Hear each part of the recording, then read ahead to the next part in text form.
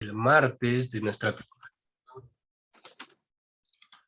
El día martes de nuestra primera sesión tuvimos una tarea al final y es con lo que quisiera empezar en esta mañana.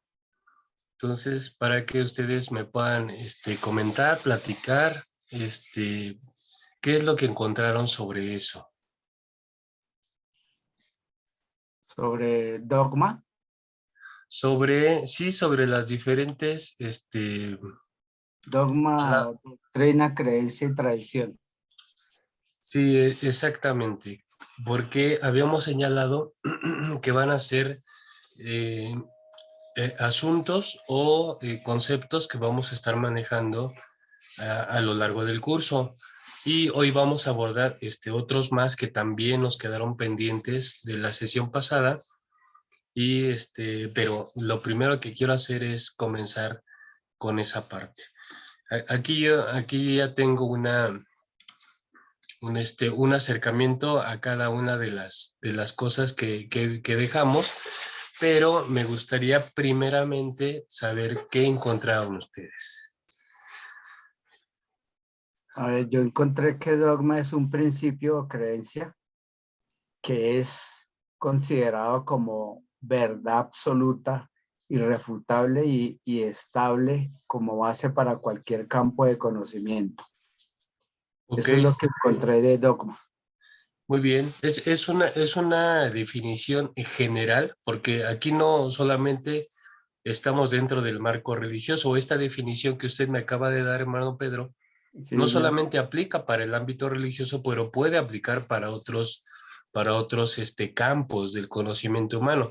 Por ejemplo, hay cuestiones dogmáticas en medicina, hay cuestiones dogmáticas en filosofía, en psicología, etcétera. Pero como nos interesa por el perfil de nuestro curso, nos interesa saber el significado, en este caso en el encuadre religioso, con la parte que nos quedamos de lo que usted mencionó, es como una verdad absoluta. Un dogma, en esencia, es eso, una verdad absoluta. Bien, Así ¿qué más, hermanos? ¿Qué más encontramos? Hermana Puedo, Karina. sí.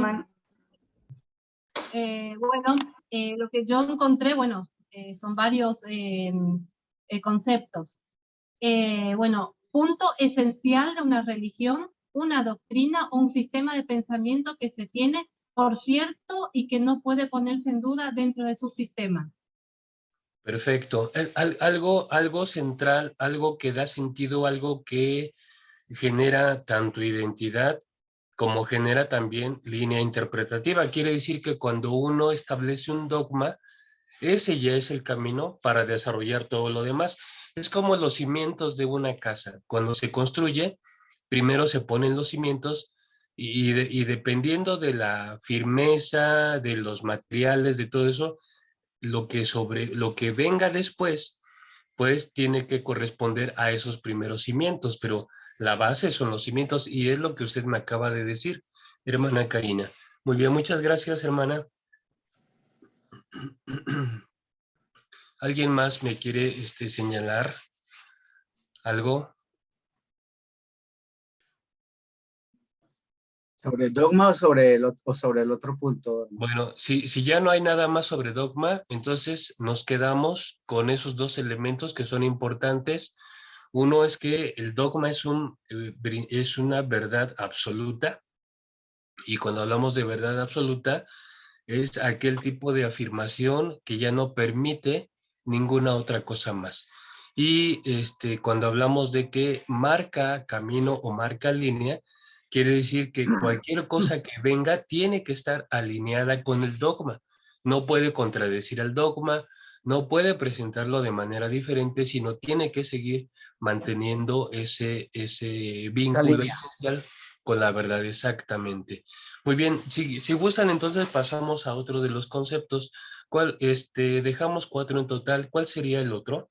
Doctrina. Muy bien, doctrina, algo muy parecido, muy emparentado. ¿Qué es doctrina? Dice que es el conjunto de principios, enseñanzas o instrucciones que se consideran como válidas y que pertenecen a una escuela que puede ser literaria, filosófica, política, militar o al dogma de una religión, dice también, que es muy parecido a lo que dice el hermano. Sí, correcto. Entonces, doctrina suelen ser ya como cosas más específicas. El dogma es algo general y la doctrina son cosas ya más específicas. ¿Qué más encontramos, hermanos? Hermano, buen día.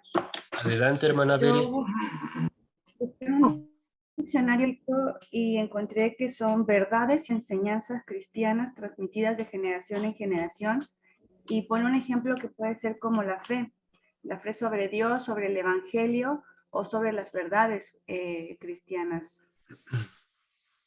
Correcto, muchas gracias, hermana Bere. Es exactamente dentro de nuestro contexto de fe, dentro de nuestro contexto cristiano. Pues sí, las doctrinas se van a referir a esos principios, a esas creencias que ya conforman la identidad nuestra. Pero y vamos a ir avanzando con esta comprensión y cómo se relacionan, en este caso, el dogma, la doctrina, las creencias, las tradiciones. Vamos a ver que todas ellas están relacionadas y como nuestro contexto es un contexto cristiano, vamos a poner un ejemplo que nos ayude a tener claridad sobre eso. Gracias, hermana Bere. ¿Alguien más que me quiera decir sobre los otros conceptos? Por ejemplo, ¿qué es tradición?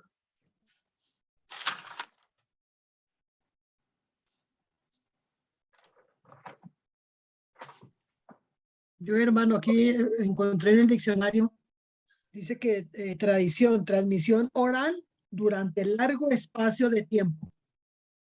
Ajá, qué importante es eso. Fíjense que usted pudo haberme dado otras definiciones, pero justamente me dio esa que marca un elemento muy importante sobre el fenómeno de la tradición.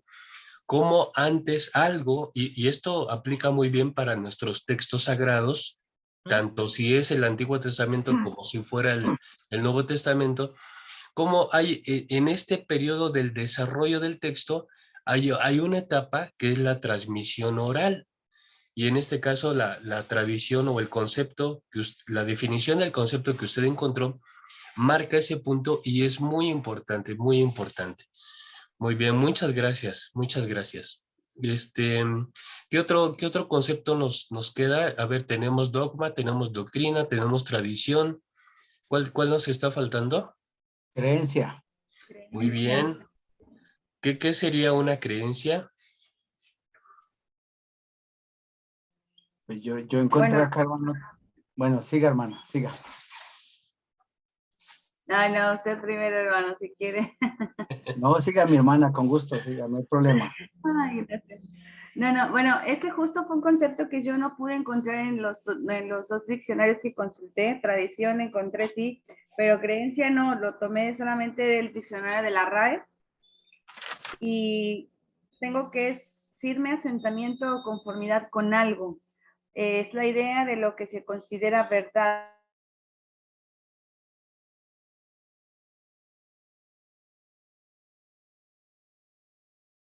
Hermana, es la conformidad que uno tiene que ver con eso que se dice, con esa cuestión. Y podríamos poner muchos ejemplos de nuestra iglesia. Si nosotros somos no solamente cristianos, porque acuérdense que dentro del gran paraguas que es el cristianismo, existen muchísimas denominaciones, asociaciones, grupos, etcétera, etcétera. Pero nosotros somos cristianos en un sentido general, pero en un sentido particular somos de la Iglesia de Dios del Séptimo Día y una de nuestras creencias es el sábado. Entonces, si alguien dice, yo soy cristiano y soy de la Iglesia de Dios del Séptimo Día, pero mi culto son los domingos, entonces le diríamos a esa persona, pues serás cristiano y dices ser de la Iglesia de Dios del Séptimo Día, pero si te reúnes en domingo o si tu actividad litúrgica está en domingo, entonces me parece que estás confundido porque no eres de la iglesia desde el séptimo día, ya que la creencia fundamental de nosotros es reunirnos en sábado. Muy bien, muchas gracias. Ahora voy a proseguir con el acercamiento de estos 4 conceptos y cómo estos interactúan en el ejercicio de la fe. Muy bien. Voy a correr a la siguiente diapositiva. ¿Ya cambió para ustedes, mis hermanos, también? Muy bien, muchas gracias. Dice, discriminación de conceptos afines al tema. Dogma. Ustedes van a encontrar aquí mucho de lo que ya me dijeron. Dice, verdades esenciales que sostienen las premisas fundamentales de la fe. Es decir, son verdades esenciales que sostienen las premisas fundamentales de la fe. Quiere decir que creencias puede haber muchas, que tradiciones también puede haber muchas, pero en relación al dogma, aunque pueden ser varios los dogmas también, pero son aspectos, son fundamentos, normalmente son conceptuales, por supuesto, pero son fundamentos que sostienen todo lo demás o sobre lo cual se va a construir todo lo demás. Dice, generalmente son aspectos asociados, esta parte es importantísima. Generalmente los dogmas están asociados a la divinidad, es decir, a los temas relacionados bien con el Padre, bien con el Hijo o bien con el Espíritu Santo. Entonces quiere decir que los dogmas como verdades esenciales normalmente van a desarrollar estas verdades en torno al círculo o en torno a todo el tema que constituye lo divino. ¿Sí? Muy bien. Vamos a poner un ejemplo posterior a esto. Y dice aquí doctrina. ¿Qué es doctrina? Dice, doctrina son formulaciones que sirven para explicar nuestras posturas confesionales. Fíjense, aquí viene un elemento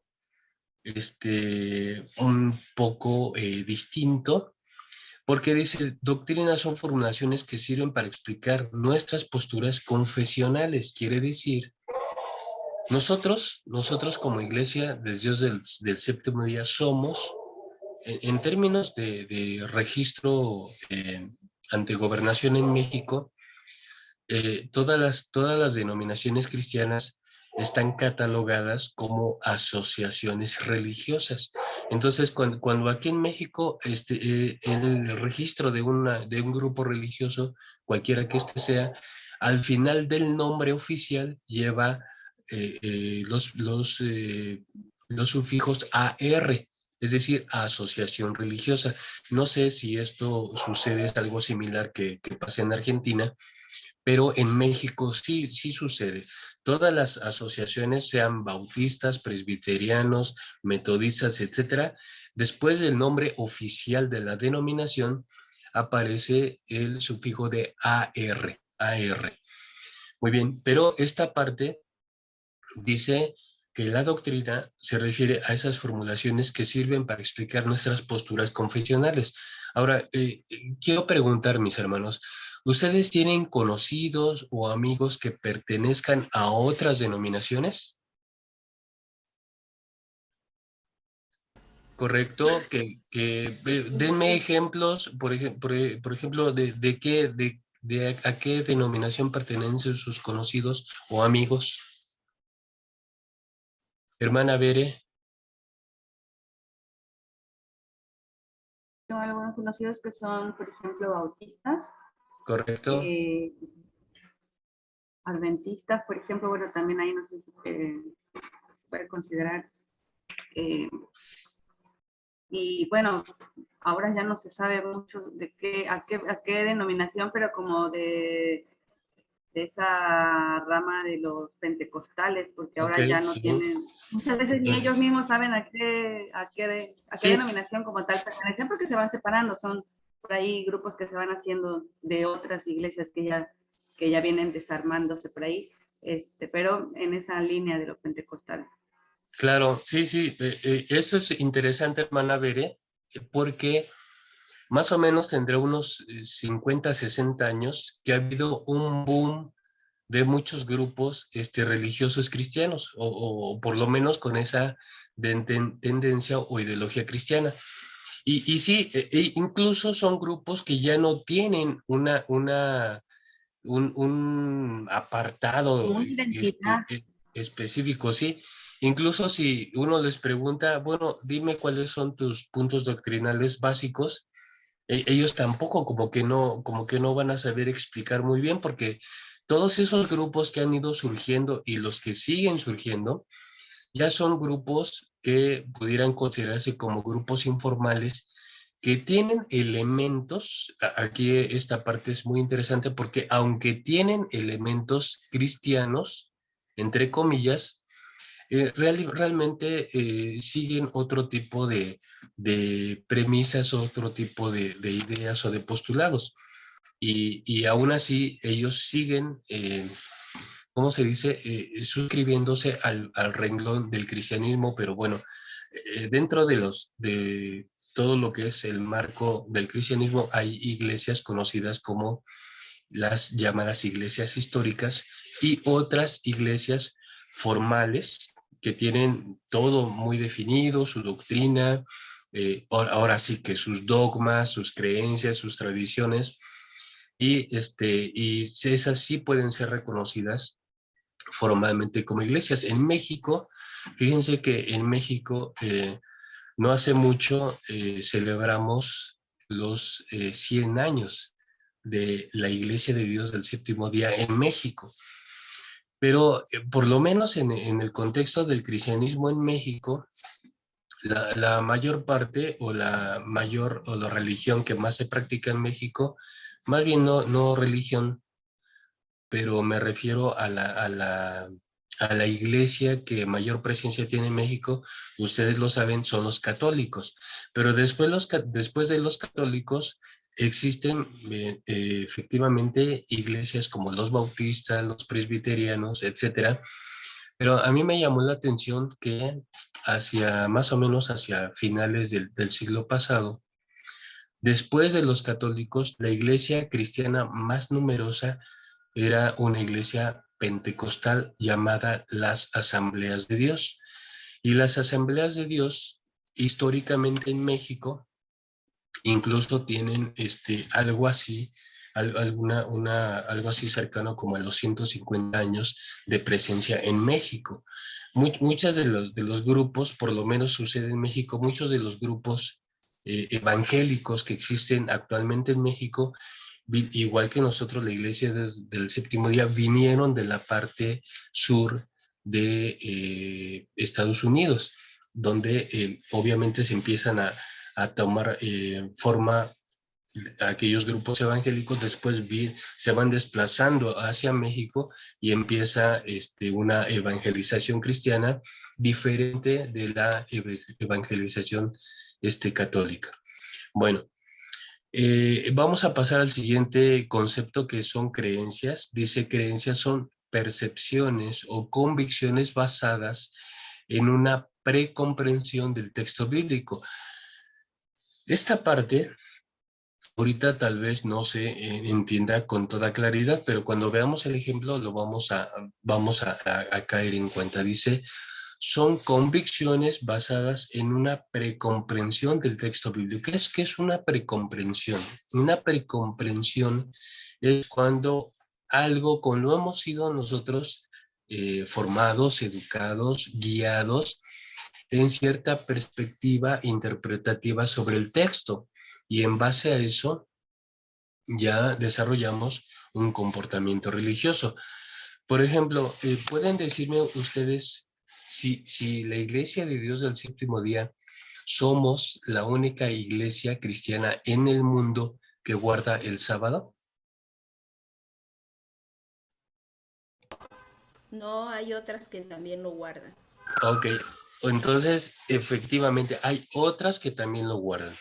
Pero en términos porcentuales de todo el cristianismo, ¿qué es lo que, en términos porcentuales? No, aquí no estoy hablando quién tiene la razón o quién tiene la verdad, solamente estoy diciendo en términos porcentuales. Dentro del cristianismo, dentro de todo el panorama, todo ese paraguas que comprende el cristianismo, ¿qué es lo que más se guarda, el sábado o el domingo? El domingo. Ok, el domingo. Entonces, eso dentro de la práctica de la religión cristiana con sus muchos grupos que la integran, la práctica más común es la guarda del domingo. Unas pocas iglesias tenemos la guarda de toda nuestra práctica de fe en sábado. Entonces, esto se relaciona con esta parte. Cómo hay una precomprensión, hay una convicción muy personal, digamos en términos de iglesia, hay una convicción muy personal de que aunque tenemos elementos en común como la creencia en Dios Padre, la encarnación de su Hijo Jesucristo, la asistencia del Espíritu Santo sobre la iglesia, aunque la mayoría de las denominaciones cristianas compartimos esos elementos que son dogmáticos, que son esenciales, tenemos a su vez, cada una tiene convicciones particulares, que en este caso un buen ejemplo lo es el sábado. Vamos a pasar al último concepto, que es el concepto de tradición. Dice, tradición son costumbres o estereotipos. Un estereotipo es un esquema, es algo que ya tomó parte, tomó forma y así se queda. Bueno, son estereotipos que se van transmitiendo de una generación a otra. Aquí yo quise poner un ejemplo muy conocido, pero un ejemplo que compartan la mayoría de las denominaciones cristianas. Muy bien, vamos a pasar a ese ejercicio para que esto quede más clarificado. Y vamos a poner un ejemplo. ¿Cuál es el ejemplo que estamos poniendo? El ejemplo que estamos poniendo es el bautismo. ¿Cambió para ustedes la diapositiva, hermanos? Muy bien. Gracias, hermana Lucy. Bueno, vamos. Antes de entrar a checar este cuadrito, yo quiero que ustedes me digan, mis queridos hermanos, quiero que me digan, para ustedes, ¿qué es el bautismo? De manera muy personal, en su experiencia, el tiempo que ustedes tengan en nuestra iglesia, que pueden ser varios años o muchos años, pero ¿qué dirían ustedes que es el bautismo? Yo, hermano Betty, Adelante, hermana Betty. para mí el bautismo es lavamiento de pecados. Ok, muy bien. Fíjense cómo a veces en lo que decimos van significados. O sea, no, aquí no, usted no me dijo, bueno, el bautismo es cuando una persona guiada por un ministro oficial se sumerge en las aguas de un río o de una piscina, etcétera. No, lo que usted me dijo fue el significado. El significado de bautismo es el lavamiento de pecados, lo cual está bien, lo cual está muy bien. Muchas gracias, hermana Betty. ¿Alguien más? El bautizo es una identidad. Correcto, el bautismo es un ritual de identidad. Por ejemplo, en nuestra sociedad suelen fundarse muchos grupos que tienen rituales de iniciación, así se le llama, rituales de iniciación o rituales que sirven para integrar a una persona a esa comunidad. En el caso de los cristianos, un rito de identidad muy importante es precisamente el bautismo. Por eso es que cuando nosotros evangelizamos a las personas, nuestro objetivo inmediato es que estas personas que son evangelizadas puedan celebrar ese ritual del bautismo. porque lo vamos a ver un poco cómo constituye un elemento esencial en nuestra práctica cristiana. Muy bien, ¿alguien más que me quisiera decir algo? Un nuevo nacimiento. Muy bien, muchas gracias. Muchas gracias. Un nuevo nacimiento. Muchas gracias porque nos vamos ahora, dejamos un poquito la forma y nos vamos al significado. Un nuevo nacimiento porque si bien la cuestión del uso del agua como medio purificador es un elemento muy antiguo, incluso cuando los cristianos empiezan a tomar el bautismo como precisamente un ritual de identidad y un ritual que va a señalar que ahora son parte de la comunidad. Antes de que eso suceda, entre el pueblo judío ya existían rituales de purificación, pero no solamente entre el pueblo judío, sino que mucho más antes en otras culturas, el uso del agua, el uso religioso del agua como medio de purificación era un elemento que encontramos en muchas culturas antiguas y religiones antiguas usaban el agua como un método de purificación. Obviamente, nosotros ahora, en esta significación que tenemos, como ya ustedes lo están señalando, es un ritual de identidad, pero que tiene una significación que en este caso, para los cristianos, el bautismo en un sentido esencial es perdón de pecados y nacimiento a una nueva vida, que son elementos que ustedes ya me compartieron. Muy bien, hermanos, pues vamos entonces ahora sí a ver este ejemplo.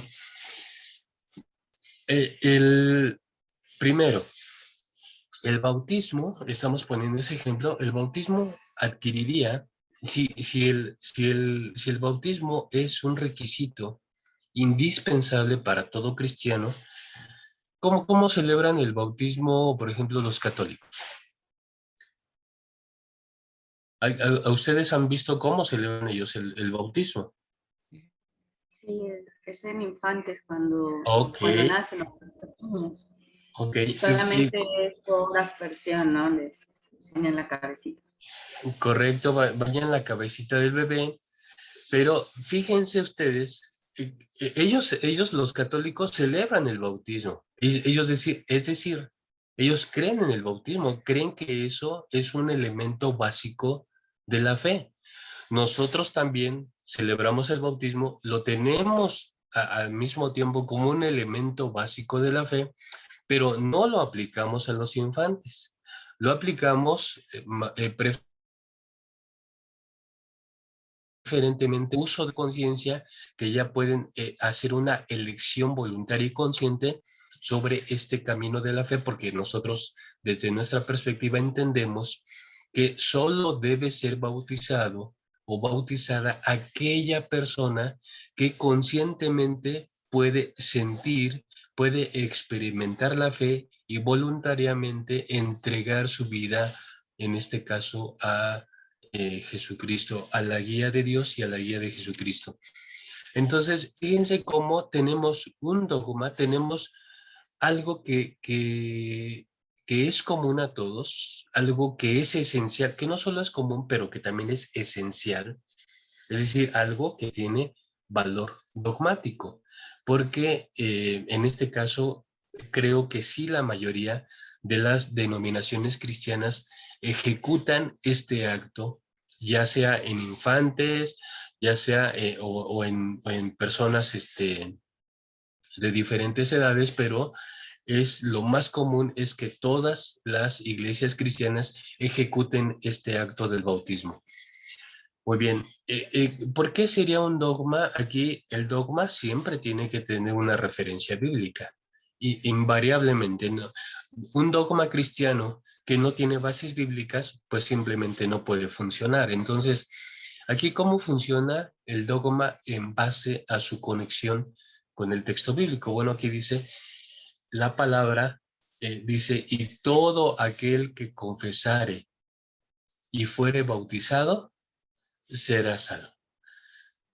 Quiere decir que este ritual, su importancia radica, además de la identidad, además de el significado que tiene de purificación significa que es lo que nos va a permitir es cambiar de estatus, cambiar de un estatus de perdición a un estatus de salvación. Entonces, hace unos, el año pasado, esto se lo voy a contar porque tiene que ver con esto, con este tema que estamos trabajando. Nosotros acá en México, yo creo que igual sucede allá con ustedes.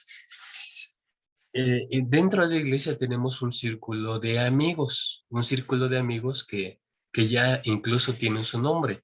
Este círculo de amigos de la iglesia que somos matrimonios, la mayoría tienen hijos. Nos denominamos el grupo de los chavorrucos. Y no sé si si ese término signifique o les diga algo a ustedes, pero y quiero decirles que somos un grupo muy conocido, dentro de la iglesia somos un grupo muy conocido, pero el año pasado tuvimos una pérdida porque dentro de ese grupo de matrimonios que éramos, falleció un amigo. La cosa es que, fíjense cómo trabaja toda esta cuestión del dogma, la doctrina, las creencias y la tradición. Fíjense, cuando él fallece, cuando este amigo del grupo fallece, él toda su vida había estado en la iglesia. Toda su vida, y cuando digo toda su vida, desde que nació, sus padres forman parte de la iglesia desde hace muchísimos años. Y todos los hijos, porque las hijas e hijos a su vez se casaron también, hicieron matrimonio también con personas creyentes de nuestra iglesia, no se casaron ni con católicos, ni con presbiterianos, ni con bautistas, no, toda la familia ha hecho su vida, contraído nupcias dentro de la misma iglesia. Así es que tenemos más o menos este contexto, una familia muy fiel a la iglesia, muy apegada, muy celosa de todas nuestras tradiciones, costumbres y creencias como iglesia. Pero sucede que en específico, solamente esta persona, no estaba bautizado. Entonces estaba ya en fase terminal cuando empezó a haber una crisis, sobre todo en los padres, porque el hijo estaba muriendo y no había sido bautizado. Y si estaba muriendo y no había sido bautizado, entonces, ¿qué iba a ser de él? ¿Iba a ser salvo o no iba a ser salvo? Esto fue una crisis que generó una grande preocupación en la familia, pero especialmente en los padres. Aunque él había sido siempre una muy buena persona, nunca tuvo vicios, fue muy responsable con su esposa, con sus hijos, una persona que pudiéramos decir una persona ejemplar. Pero le faltaba el bautismo. No había sido bautizado y estaba ya en el lecho de muerte. ¿Ustedes qué piensan dentro de este esquema, de esta situación que les platico? ¿El hermano se iba a salvar o no se iba a salvar? La situación era tal que ya ni siquiera había oportunidad de llevarlo y de practicar el bautismo con él. No había ya ninguna opción. Ya estaba en cuestión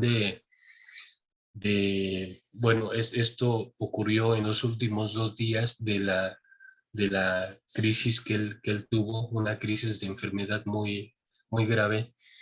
Y todo esto se vivió en ese margen de tiempo muy apresurado, con todo lo que implica la desesperación, la impotencia, la tristeza, en fin. Y el asunto que no se había cumplido el dogma en él. ¿Cuál iba a ser el resultado? ¿Ustedes qué dirían, hermanos? Por ejemplo, ¿qué diría usted, mi hermana Bel?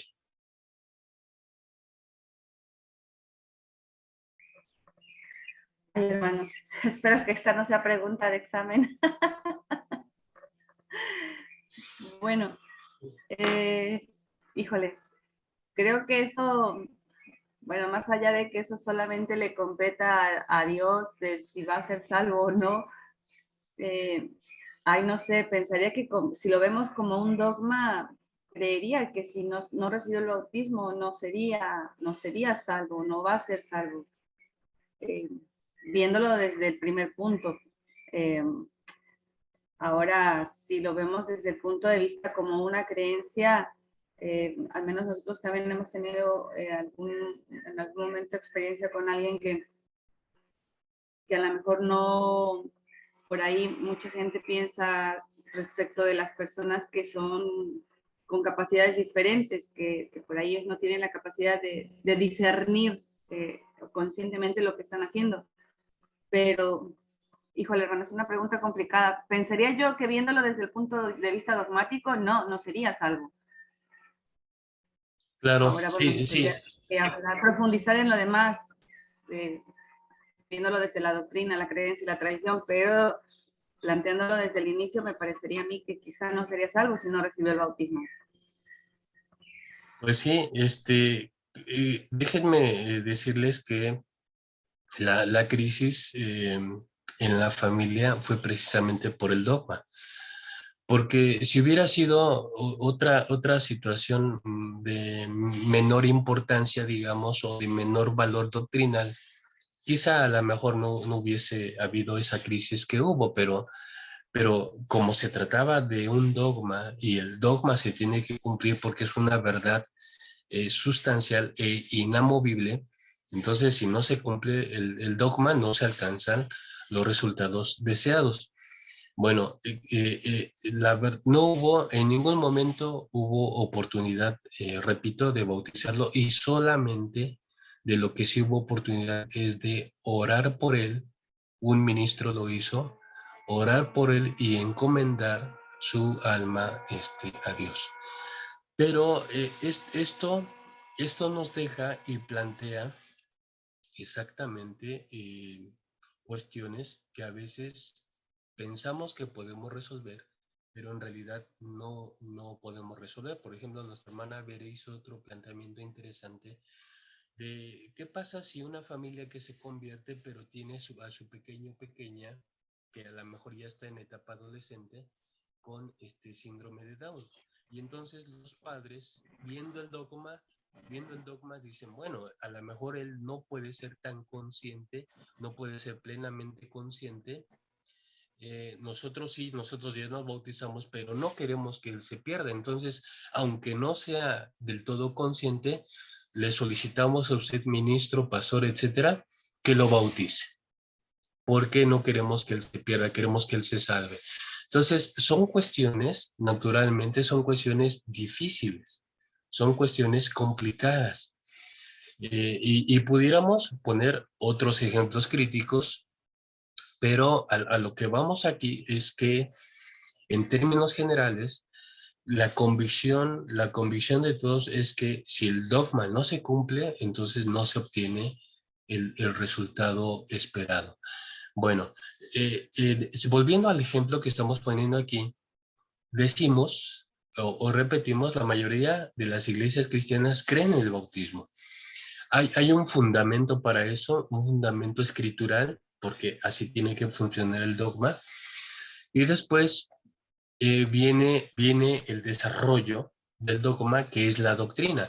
Dice, para ser miembro de la iglesia, cada persona, cada individuo, para ser miembro de la iglesia, debe ser bautizado. En los estatutos de la iglesia, por lo menos acá en México, cuando alguien, ya saben que hay cada 2 años, cada 3 años hay cambio de directivas, que la directora de la femenil, que el director de varones, que el director de jóvenes, etc. Y uno de los requisitos que se ponen para que una persona sea candidato a ser elegido para un cargo directivo es que tiene que ser bautizado y tiene que cumplir con otra serie de normas, pero en esencia tiene que ser bautizado. No es que de pronto vayamos a hacer el cambio de la directora de la femenil y pues y invitamos a una hermana que apenas tiene 2 semanas de estar asistiendo a los cultos. Como que eso no tendría sentido, no checa, no se alinea con la doctrina. Entonces, la doctrina nos dice que la persona que es evangelizada tiene que pasar por un proceso de convicciones,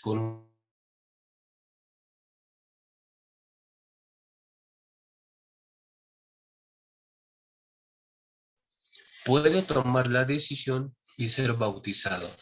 Entonces, esa es una doctrina, es decir, la aplicación del dogma a veces nos trae una doctrina. Esta aplicación del dogma ya crea comunidad, como ustedes ya lo acaban de señalar, lo señaló mi hermano Pedro, ¿no?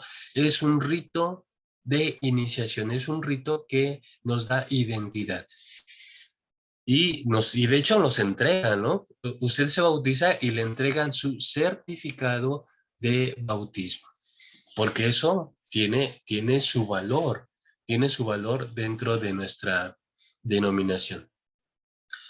Eso es la doctrina. Cuando vamos al punto de creencia, el punto de creencia es que bautizamos solamente a las personas que tengan el discernimiento y sean conscientes del significado e implicaciones del acto. Es decir, no lo practicamos en bebés, no lo practicamos en niños, sino solamente lo practicamos. Fíjense que hace ¿qué hará? Unos 20 años, pues sí, un poco más de 20 años, en México solamente los bautizantes, los bautizados solamente eran personas con mayoría de edad. Y en México la mayoría de edad es a partir de los 18 años. Entonces, preferentemente una persona que se quería bautizar o que aspiraba al bautismo tenía que ser ya mayor de edad. Después han venido algunos cambios. Acá en México tenemos lo que son los encuentros juveniles, los retiros juveniles, ahorita se me fue el nombre, hermana Lucy, ¿cómo se le llama? ¿Los congresos? Los congresos juveniles. Y yo fui a uno de esos también. Tenemos los congresos juveniles, entonces en esos congresos a veces se llega a dar la convicción de que el adolescente de 14, 15 años, todavía no habiendo alcanzado la mayoría de edad, se quiere bautizar. Tiene un acto de fe, el escuchar el sermón, el tener aquella experiencia de acercamiento a Dios y acercamiento a Cristo a través de toda la actividad del Congreso, le despierta una convicción muy profunda y se bautiza. Entonces, es esta cuestión de que antes solamente eran los que tenían ya mayoría de edad, ahora se ha vuelto más flexible y, por ejemplo, adolescentes de 13, 14 años, 15 años ya pueden también celebrar ese acto, ¿no? Y otra de las cuestiones que teníamos era que los bautismos se celebraban pocos días antes de la Santa Cena o de la Cena del Señor. Entonces se hacía trabajo para que se empezaban a decir, bueno, ya vamos a tener la celebración de la Cena del Señor. ¿Quién se quiere bautizar? ¿Quién quiere participar de esa cena? Porque esa es otra cuestión, ¿no? Celebran la Santa Cena solamente los bautizados. Una persona no bautizada no puede celebrar ese ritual también. Se fijan cómo entran varias cosas en estas cuestiones de el dogma, la doctrina, las creencias, las tradiciones, entran toda una serie de circunstancias. Muy bien, y vamos al punto de la tradición. Tradicionalmente, en México, cuando se van a celebrar bautismo, se le pide a las personas que vengan vestidas de blanco, que su vestimenta sea blanca. ¿Por qué? ¿Alguno de ustedes puede decirme por qué hacemos esto?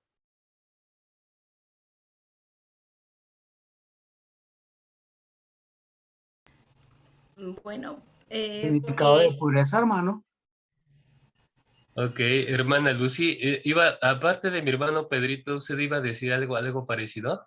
sí, sí, sí, lo relacionan con la pureza, va a ser sepultado el viejo hombre y va a venir un nuevo nacimiento, entonces eso de que salga con ropas blancas, entonces es el significado, sí, muchos así Ok, lo relacionan. claro, claro. De hecho, yo quiero preguntarles, hermanos, a ustedes, ¿cómo iban vestidos cuando se bautizaron?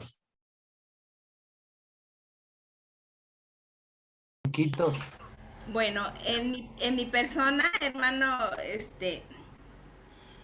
Sí, hermana eh, Lucy. cuando yo me bauticé, yo miraba eso de que iban vestidos de blanco y fíjese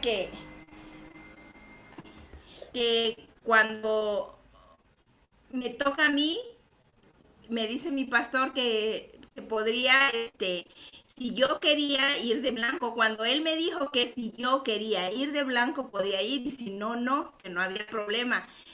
A mí se me hizo como un alivio de que no fuera, porque yo pensé, porque sí es una tradición.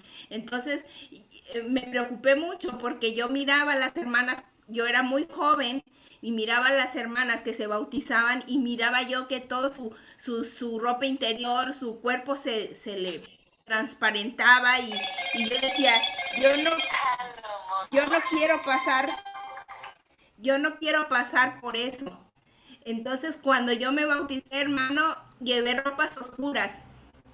Me puse una falda negra y una blusa azul marino, porque no quería pasar esa pena. Eso fue mi experiencia. Ok, muy bien. Sí suele ser, donde hay iglesia nuestra, sí suele ser así como que obligatorio. A mi hermana Lucy le dieron opción. Con mi hermana Lucy fueron flexibles. Pero déjenme decirles que en otros lugares es obligada el uso de vestimenta blanca. Pero eso pertenece al ámbito de lo tradicional, la tradición. Eso es algo que bien se puede llevar a efecto o bien no se puede llevar a efecto. El bautismo sin duda se llevará a efecto, pero la cuestión de si usted va vestido en blanco o vestido, como dice mi hermana Lucy, en otro tono, en otro color, pues lo importante es realizar ese acto. Muy bien, hay personas para quienes la tradición tiene el mismo valor del dogma. O hay personas para quienes la creencia tiene el mismo valor del dogma. Entonces, aquí, aunque estamos estableciendo y tratando de establecer una diferencia, hay personas que ven todo en el mismo nivel. Es decir, la tradición es igual que el dogma, se tiene que cumplir. Si alguien no se viste de blanco para el bautizo, cometió una falta que a lo mejor no sabemos si el ritual tendrá validez por haber utilizado una vestimenta diferente. Quiero decirles que esto que estoy diciendo pudiera parecer exagerado, pero sucede, hermanos. ¿Qué pudiéramos decir? Por ejemplo, ya tocamos nuestra cuestión del sábado. El sábado es un tema de identidad nuestra, es un tema que tiene mucha estima en nosotros, pero ¿qué diríamos? Si nos basáramos, si pusiéramos aquí como dogma, hagan de cuenta que quitamos la palabra bautismo y ponemos aquí sábado, ponemos sábado. Y por supuesto, ahí ponemos nuestros textos, porque hay muchos textos que hablan sobre la guarda del sábado. Hagan de cuenta que ahí ponemos nuestras referencias bíblicas. Ahora vamos a aplicar el dogma. De los cristianos, ¿quiénes se van a salvar, hermanos? Díganme ustedes, ¿quiénes se van a salvar? De todos los cristianos que existen en el mundo.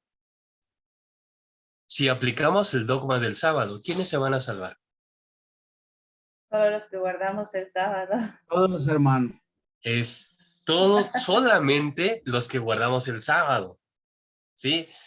Por más que los, y fíjense cómo acá los llamamos, por más que los dominguistas digan y hagan y pataleen y lo que sea, nada, solamente los que guardamos el sábado.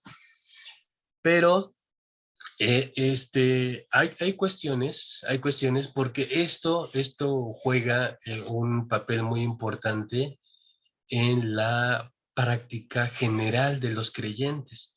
Hay creyentes, vuelvo a repetir, que las tradiciones son dogmáticas. Hay creyentes para quienes las creencias también son dogmáticas. Entonces, nosotros que estamos estableciendo y comprendiendo estas diferencias de a qué se refiere cada cosa, estamos poniendo un ejemplo, estamos viendo incluso variantes y situaciones críticas sobre este ejemplo con la mención del hermano que falleció y que no pudo bautizarse u otras situaciones de también críticas que no muy bien tenemos los argumentos para decir, bueno, esto sí es permitido, esto no es permitido, esto sí aplica, esto no aplica. Creo que aquí entra una serie de circunstancias, pero que en esencial, lo que se nos pide a todos es guardar esto que consideramos esencial, guardarlo y ejecutarlo de la manera en cómo lo hemos llegado a comprender y cómo también lo practicamos. Muy bien. Bueno, quiero dejar aquí estas cuestiones de la diferencia de conceptos y quiero pasar a otra parte para seguir avanzando con nuestro curso sobre teología sistemática. Muy bien.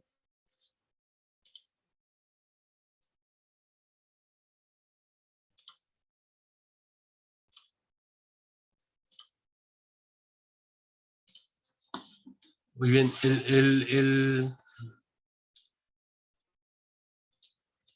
el siguiente punto que quiero ejemplificar es, aquí puse los puntos de fe que constituyen a nuestra denominación.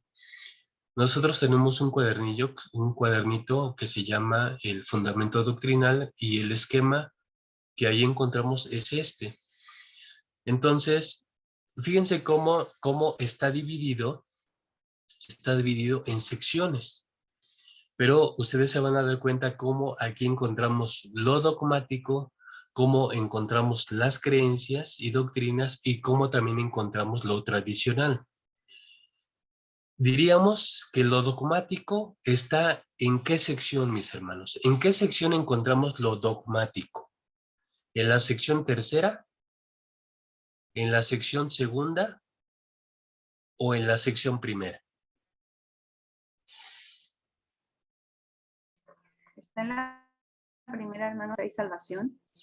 Sí, yo también pienso en lo mismo. Ok. De acuerdo a los ejemplos y a la charla que hemos tenido hasta ahorita, caeríamos en cuenta de que los asuntos dogmáticos tienen que ver con esos aspectos que se desarrollan en la primera sección. Eso es totalmente cierto. Ahora, esto no quita que lo demás no tenga valor. Todo lo demás tiene valor porque forma parte de nuestras creencias. Pero, por ejemplo, que alguien diga, bueno, yo soy cristiano, basados en la primera sección, que alguien diga, yo soy cristiano, pero no creo que Jesucristo sea hijo de Dios. O sea, lo que es el punto 3. El punto 3 dice el hijo de Dios. Obviamente se refiere a Jesucristo. Entonces, que alguien dijera, yo soy cristiano, pero no creo que Jesucristo sea el hijo de Dios. Bueno, sería una contradicción total, absoluta, porque el principio dogmático por excelencia es que Jesucristo es hijo de Dios. Ese es el dogma fundamental de la fe cristiana. Entonces, o que alguien, vamos a pasar a la segunda sección para poner un ejemplo con respecto a la oración. ¿Alguno de ustedes ha visto cómo oran los judíos, hermanos? La postración que ellos tienen para orar. Porque ellos oran no solamente con las palabras y con el pensamiento, oran también con la postura física.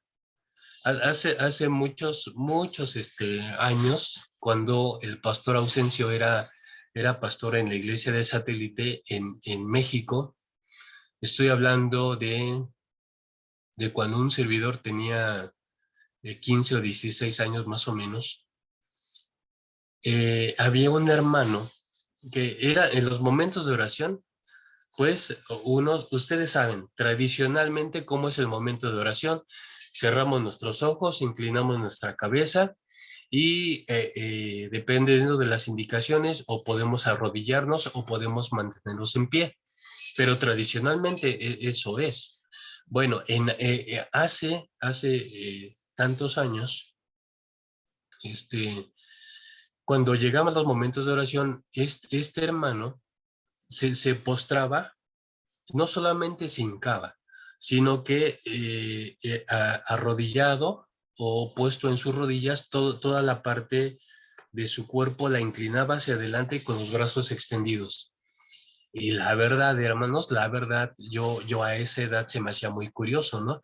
Y muchos de los jóvenes y algunos de los miembros de la iglesia, como que ya era así de algo, pues era una extrañeza, pero también era así, ay, el hermano, ya llegó el momento de oración, el hermano se va a poner así.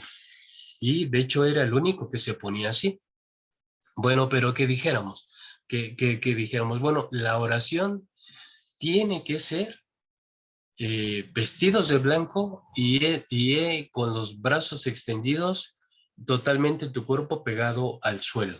Que digamos, esa es la oración y lo vamos a elevar al carácter de dogma.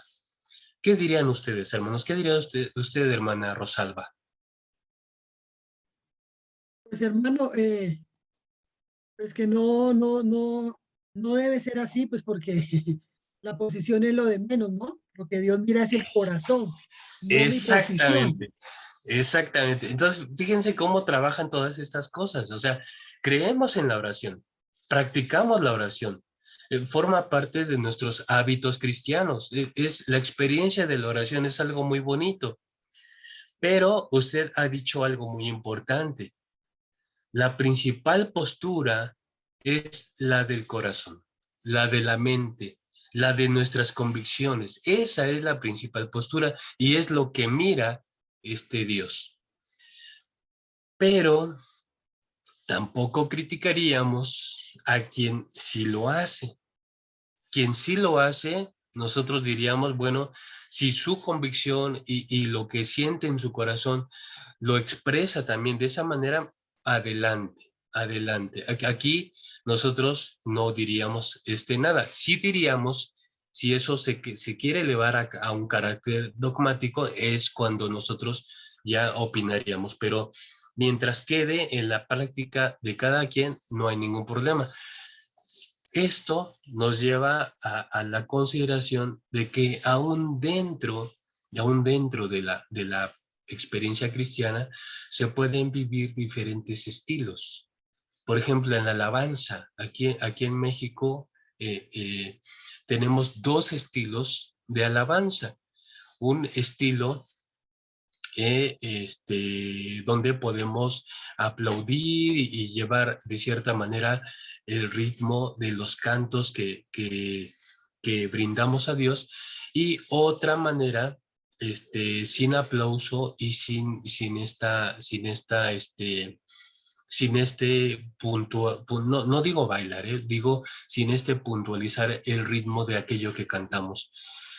Y con el paso del tiempo, estos dos estilos a veces se han fusionado y ya ha habido se ha sido un poco más flexible en cuanto a eso, pero déjenme decirles que todas esas cuestiones son cuestiones de creencias, son cuestiones de tradiciones, pero que diríamos en un sentido formal, en un sentido ya así como lo estamos explicando ahorita, no tienen un valor dogmático, sino que son experiencias, son actividades, son prácticas que tienen su valor, por supuesto, que tienen algún referente bíblico también que lo tienen, pero no podemos clasificarlas como esta parte que tenemos en la primera sección, que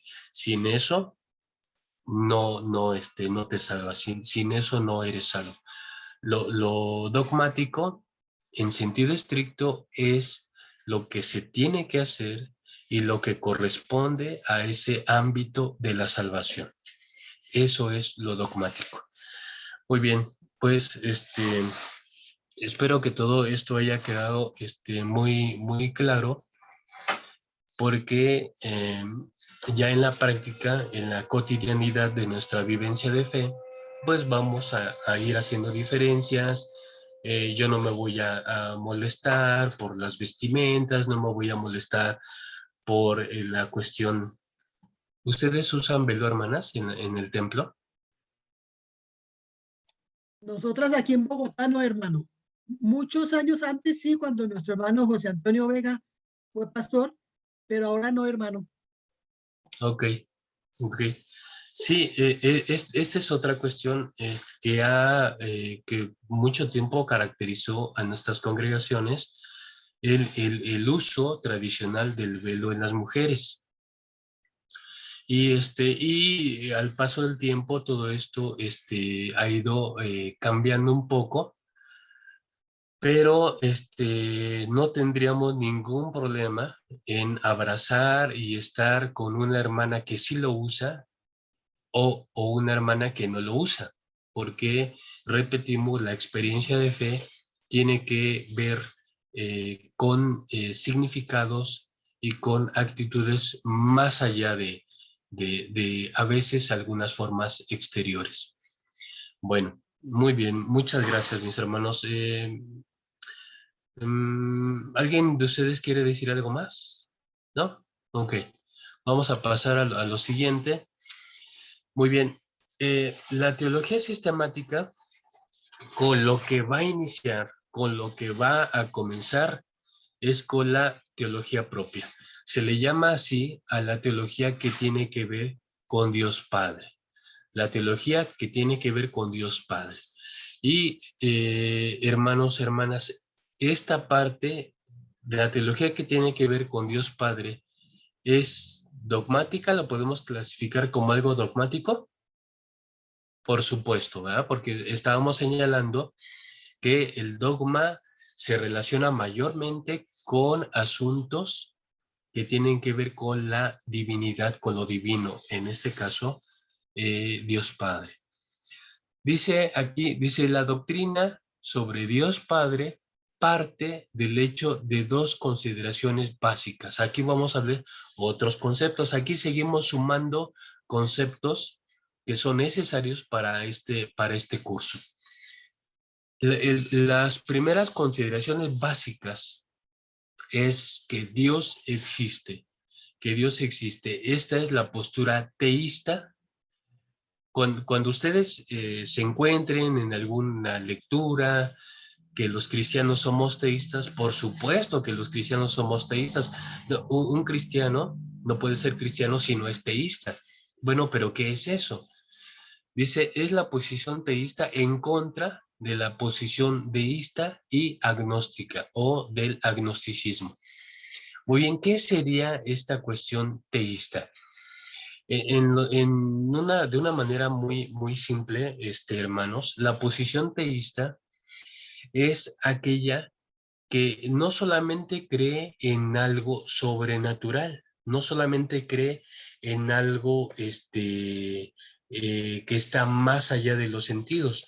Hoy día tenemos corrientes modernas, corrientes de pensamiento que dicen que no hablan de Dios como una persona, sino hablan de la energía. que la energía del cosmos, es decir, que como si fuera algo impersonal. Una energía es algo impersonal, pero la posición teísta siempre va a tener como base un Dios personal. Y nos referimos a un Dios personal con aquel Dios que se puede relacionar con el ser humano, lo que sería opuesto al deísmo. Es la palabra que viene a continuación, que ustedes pueden leer ahí, deísmo. Bueno, el deísmo cree en la posibilidad de la existencia de un Dios, pero también cree en la imposibilidad de que el ser humano, por su constitución limitada, finita, pueda comprender y alcanzar a comprender esa realidad superior. Entonces, el deísta, una persona deísta, no es que niegue la existencia de Dios, más bien lo que niega es la posibilidad de que nosotros, de que el ser humano, con sus limitaciones, pueda conocer a Dios. La posición teísta, por supuesto, se funda en algo que vamos a ver más adelante.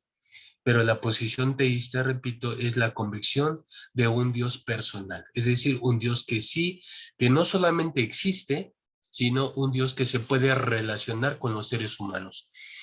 Y por último, el agnosticismo o una postura agnóstica que es muy similar al deísmo.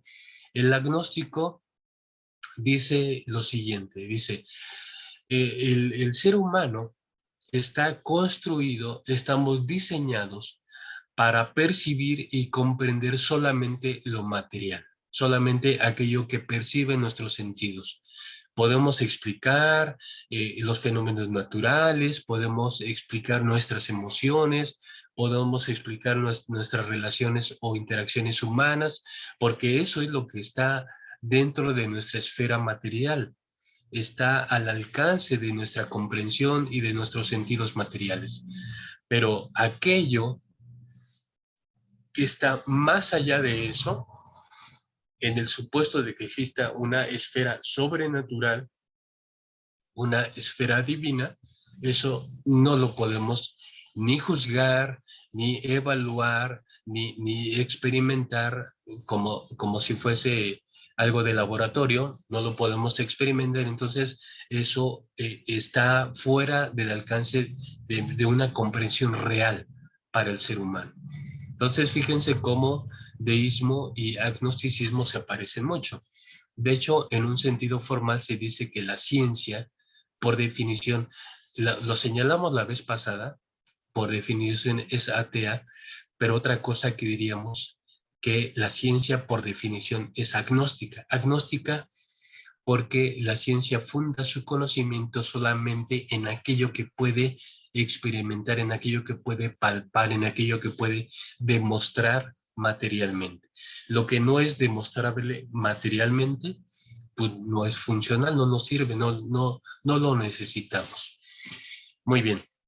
Son otros tres conceptos que vamos sumando a los anteriores de doctrina, dogma, creencias, tradiciones. Muy bien. ¿Y en qué se funda la posición teísta? ¿Cuál es la base fundamental de la posición teísta? Punto número 2.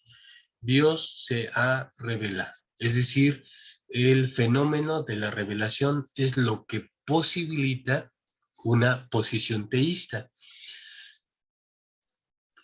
Imaginen por un momento algo, voy a decir algo extremo,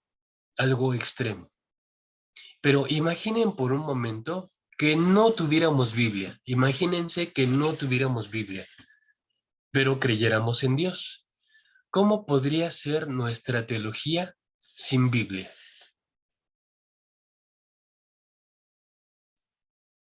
¿Habría teología? Bueno, en un sentido estricto, como la teología cristiana parte del texto bíblico, en ese sentido no habría teología. Pero en el sentido más básico del término, que la teología es aquel descubrimiento sobre Dios, tenemos presencia teológica o presencia de la reflexión teológica antes del cristianismo.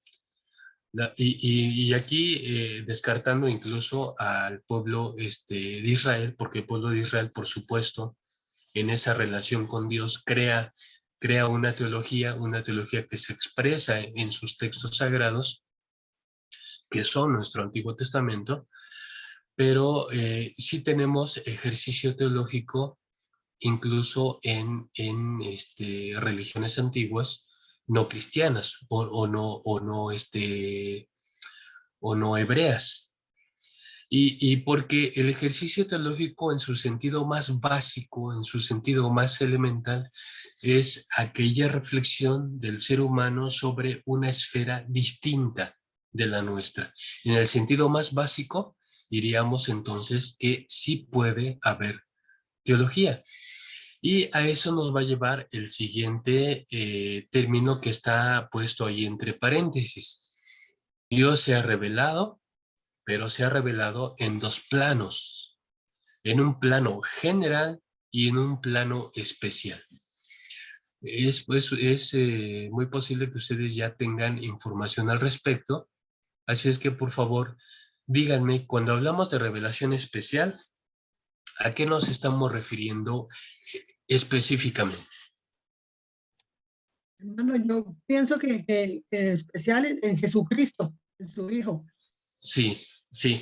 Cuando hablamos de la revelación especial nos estamos refiriendo a la Biblia y dentro de la Biblia al punto de revelación por excelencia que es Jesucristo. Es plenamente cierto, pero el punto de partida es la Biblia completa. Entonces, para los cristianos, hablar sobre revelación especial es referirnos a todas esas interacciones de Dios con su pueblo, ya sea el pueblo hebreo o el pueblo cristiano, que esa interacción justamente ha hecho que surjan los textos sagrados, porque los textos sagrados lo que consignan es la voluntad de Dios, sus mandamientos, sus prescripciones y todas aquellas cuestiones que tienen que ver con la relación con Él.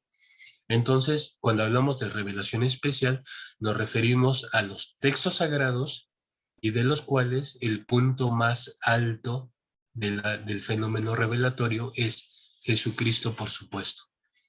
Pero hablamos de una revelación general. ¿Qué sería esta revelación general? Así, en términos lógicos, ¿qué podría ser una revelación general? Si la revelación especial es aquella revelación que contienen los textos sagrados y que hablan sobre Jesucristo, eso es la revelación especial, una revelación específica, concreta. ¿Qué sería la revelación general? ¿A qué se refiere lo general? Puede ser considerada Que Dios se revela a través de la creación. Perfectamente, sí, muy bien, hermana Lucy. Hermana Rosalba, ¿iba usted a añadir algo? No, hermano, que totalmente de acuerdo con mi hermana Lucy. Correcto. Creación, sí, señor. Muy bien. Ajá, entonces, ok, entonces volvemos a la pregunta original. ¿Cómo sería nuestra teología si no tuviéramos Biblia? Si no tuviéramos Biblia, ¿cómo sería? Y obviamente si no tenemos Biblia, tampoco tenemos Jesucristo. Entonces, si no tuviéramos Biblia, ¿cómo sería nuestra teología? Hermano, justo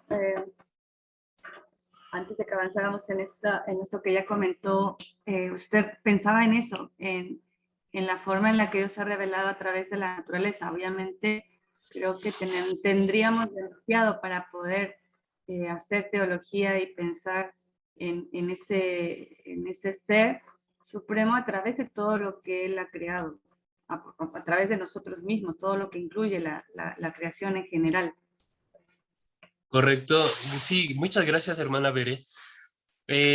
Igual que lo dijo mi hermana Lucy y lo ratificó mi hermana Rosalba, la revelación general es aquella aquel conocimiento de Dios que podemos obtener a través de la creación, a través de todo lo creado, a través de todo el cosmos, de todo lo que vemos. Y como bien dice mi hermana Bere, puede haber una reflexión válida a ese respecto. O sea, podemos determinar y sin tener la Biblia podríamos determinar algunas particularidades de lo que Dios es. Por ejemplo, ¿qué cualidades de Dios pudiéramos decir sin la Biblia? Y utilizando solamente como referente la creación, el cosmos, todo lo que pueden percibir nuestros ojos. Diríamos que Dios tiene orden, porque la creación refleja un orden, refleja una relación, refleja lo que en términos naturales se llama un ecosistema, refleja todo un orden, una integración perfecta. Que podríamos decir también que Dios es todopoderoso, porque para que exista todo lo que pueden apreciar nuestros ojos y nuestros sentidos, y si creemos que alguien lo creó, entonces una de las convicciones que surgirían con respecto a la persona divina es que es todopoderoso, que Dios tiene un poder tal, o un poder de tal magnitud, que puede crear toda esa maravilla de la que somos parte. ¿Qué otra cualidad podríamos inferir sobre Dios, hermanos, sin la Biblia? La omnisciencia y la omnipresencia, ¿puede ser? Ok, la omnisciencia y la omnipresencia. Ya lo vamos a ver en su momento, pero la omnipresencia, que también en sistemática se conoce como ubicuidad, y eso se refiere a la capacidad que Dios tiene para estar con la plenitud de todo su ser en todo lugar a un mismo tiempo. ¿Qué fue lo que dije? A ver, nosotros los seres humanos estamos sujetos a espacio-tiempo.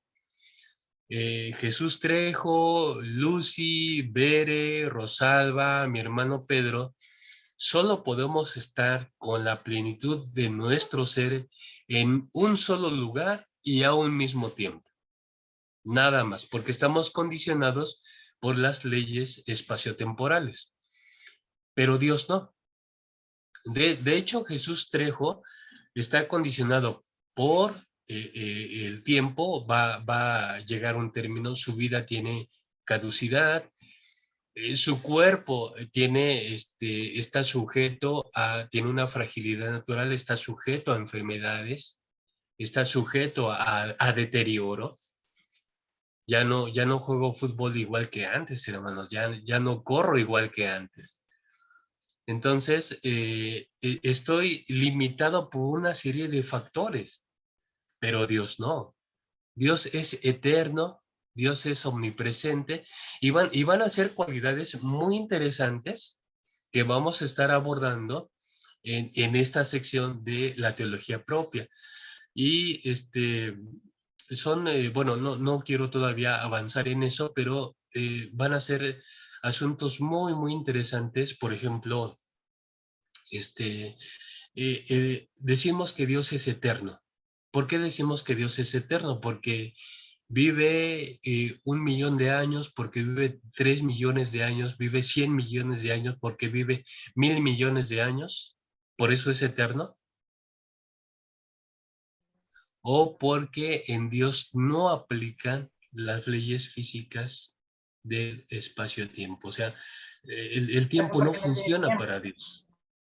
Por eso la Sagrada Escritura dice que Dios es el mismo ayer, hoy y siempre. Es decir, el contexto de lo temporal, el contexto del devenir histórico no aplica en el ser divino. Entonces no es que Él viva 1.000 millones de años, simplemente el tiempo no tiene efecto en Dios. El tiempo tiene efecto en la esfera humana. en la esfera de nosotros, de nuestros cuerpos, pero no tiene efecto ni existencia en la esfera divina. Por eso es que cuando Dios crea el universo, cuando Dios hace la creación, en el mismo instante también crea el tiempo. El tiempo es un elemento que está unido a la existencia de la creación, pero no antes. Antes no existe el tiempo. El tiempo solamente viene a existir cuando tiene lugar la creación hecha por Dios. Bueno, entonces existe una revelación general, por supuesto, y diríamos también que existe una teología natural.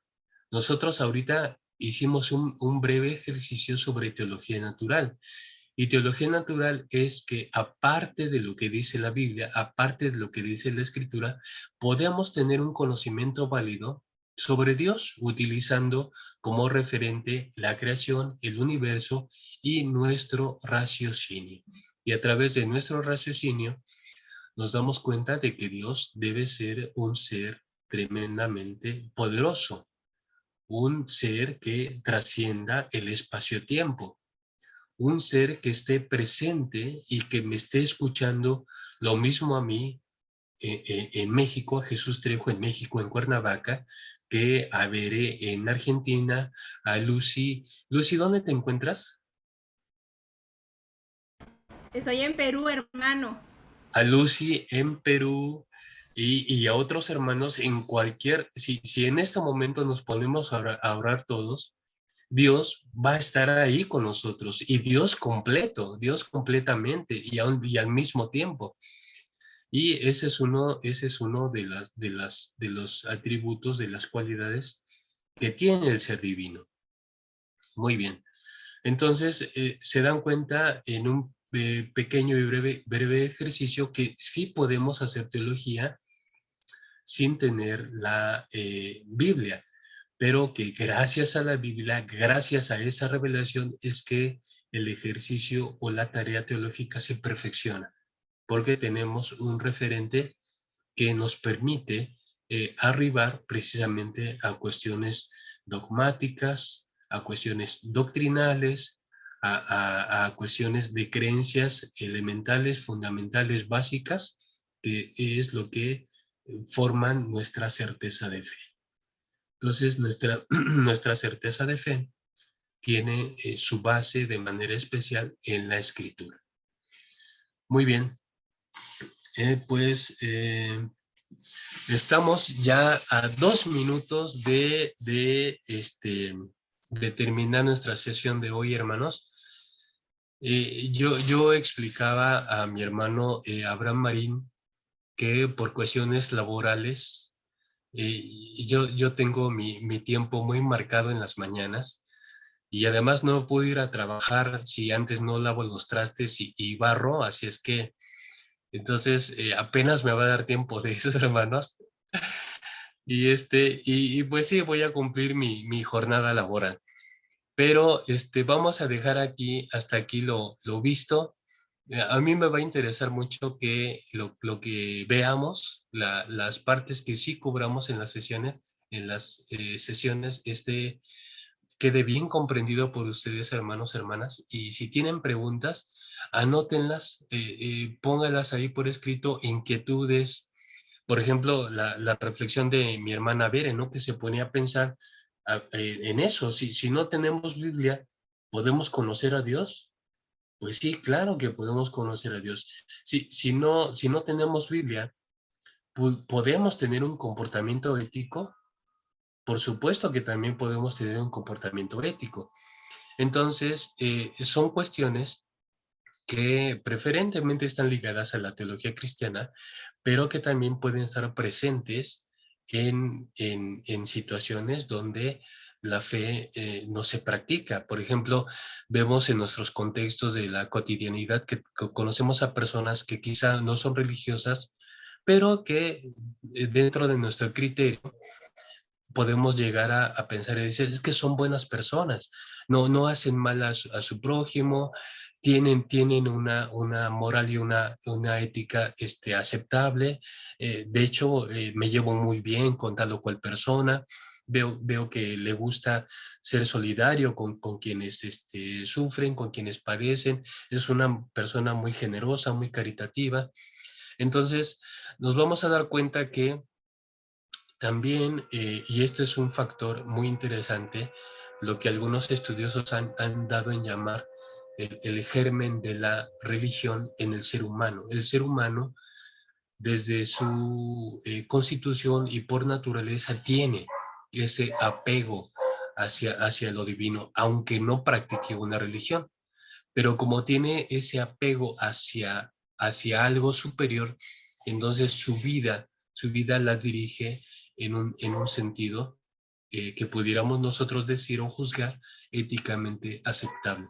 Pero son cuestiones que vamos a ir reflexionando en nuestro curso y vamos a nosotros a tomar posturas que por supuesto tienen que ver con la teología cristiana, pero sin descartar otras posibilidades de esta reflexión que existe en torno a Dios y su actividad en el mundo. Muy bien, mis hermanos, pues muchas gracias. Gracias por su compañía y primeramente Dios, nos vamos a ver el siguiente martes. Les voy a dejar una lectura, pero la voy a pasar con mi hermano Abraham Marín y él a su vez la va a transmitir a ustedes. Ya pasé con mi hermano Abraham Marín 2 textos, que es lo que los van a hacer nuestra referencia, y de esos 2 textos que ya pasé con él, les voy a ir asignando a ustedes algunas lecturas breves, pero relacionadas con lo que estamos platicando. Muchas gracias, mis hermanos. Dios les bendiga, que tengan un día muy bendecido y que todos nos portemos bien.